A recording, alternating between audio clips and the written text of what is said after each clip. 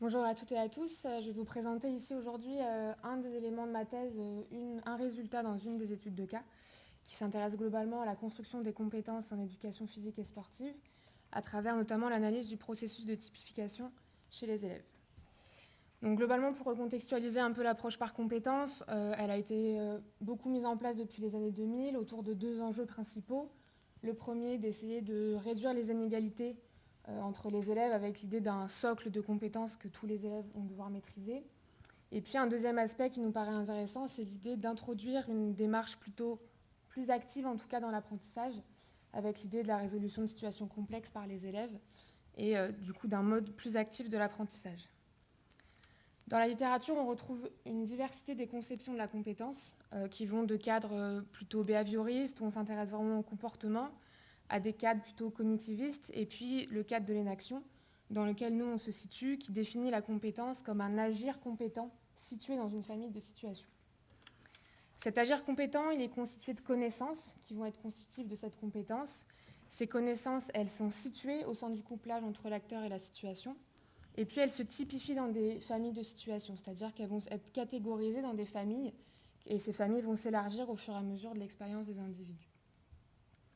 Notre objectif de thèse, c'est donc d'analyser le processus de typification des connaissances chez les élèves à partir de leur expérience vécue.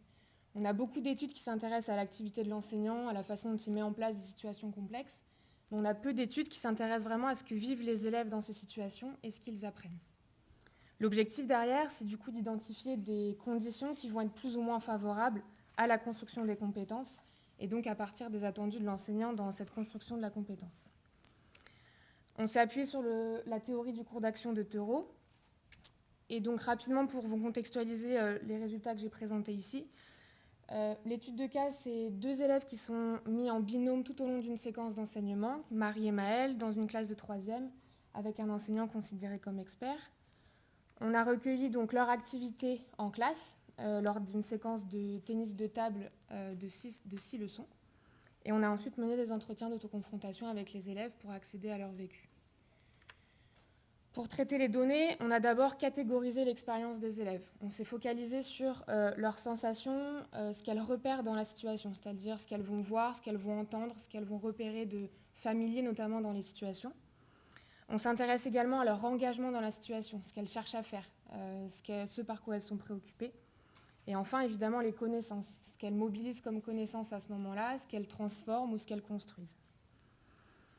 À partir de ça, on a pu du coup identifier pour chaque leçon la dynamique de typification des connaissances, et ce qui nous a permis ensuite de les comparer avec les attendus de l'enseignant dans son activité de planification par rapport à ce que les élèves avaient vraiment mobilisé en classe. Donc aujourd'hui, je fais juste une focale sur un élément de résultat qui me paraît intéressant. Donc dans ce graphique, on a, lors de la leçon 5, l'activité de Marie, avec chaque point, c'est une occurrence de connaissance dans son activité. Les points bleus correspondent à ce qui est attendu par l'enseignant.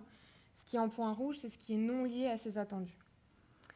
Donc un premier élément de résultat, c'est le fait qu'on a 5 catégories de types, 5 catégories de connaissances qui apparaissent au cours de son activité, qui sont liées aux règles du jeu, à l'évaluation de son niveau de jeu, à la qualité des échanges, la qualité des services et la qualité des matchs. Ce qui nous intéresse ici, c'est que lors de la situation A, donc la situation A, c'est une situation où elles sont en coopération toutes les deux, elles doivent s'entraîner à faire les meilleurs services et les meilleurs matchs. Donc elles sont dans une situation un peu d'entraînement. On voit que dans cette situation, il y a une typification des connaissances sur les services et les matchs qui sont liés aux attendus de l'enseignant. Ça, on peut l'expliquer par rapport au fait qu'elles sont en activité de coopération toutes les deux. Elles développent un ensemble de repères à la fois sur leur activité à elles, mais aussi sur l'activité de leurs partenaires. Elles se conseillent, elles s'entraident. Et puis, elles repèrent des traits de similarité entre les situations. Cette situation-là, elles l'ont déjà vécue dans d'autres leçons préalables. Et on voit qu'elles repèrent des traits de similarité dans cette situation. En comparaison avec la situation B, qui est la situation globalement de référence, la situation complexe, c'est une situation de rondelle italienne. Alors, en gros, les deux élèves sont toujours en binôme et elles font d'abord 2 simples, puis un double, et les points en fait sont additionnés entre les différents matchs, ce qui crée une interdépendance entre les élèves et qui est censé du coup favoriser une activité de conseil et d'entraide entre les deux élèves. Ici, on voit qu'on a une typification des connaissances principalement sur les règles du jeu.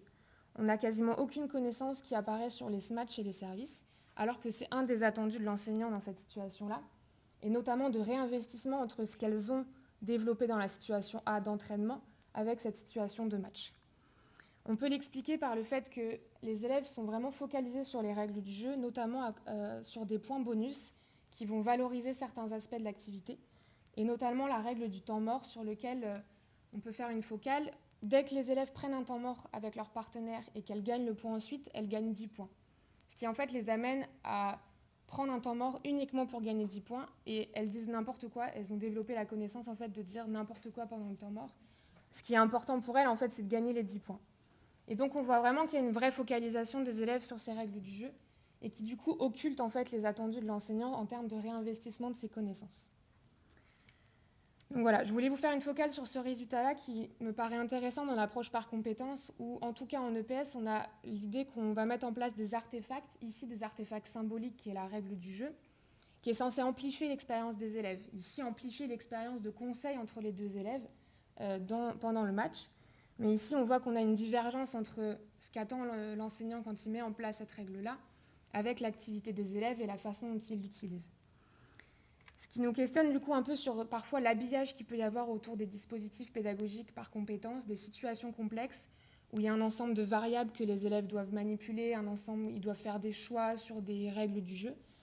Et donc ça nous questionne d'abord sur l'appropriation des règles du jeu par les élèves.